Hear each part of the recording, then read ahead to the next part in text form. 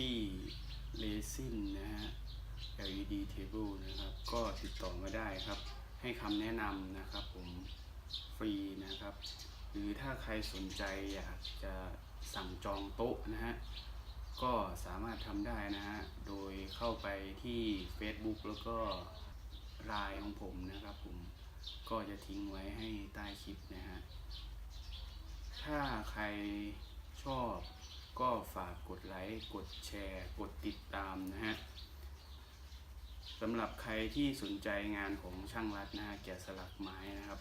เป็นรูปได้ทุกอย่างนะฮะสนใจก็สั่งเข้ามาได้นะฮะ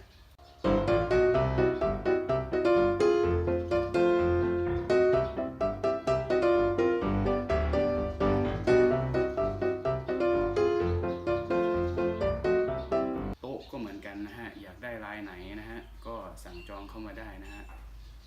ลายไม่ว่าจะเป็นแมนยูลิเวอร์พูลสโมสรอะไรทุกอย่างทำได้นะฮะถ้าใครชอบก็ฝากกดไลค์กดแชร์นะกดติดตามด้วยนะครับสำหรับ D.I.Y.Sakarind ก็ขอลาไปก่อนพบกันใหม่ EP หน้าสำหรับวันนี้สวัสดีครับผมเฮ้ย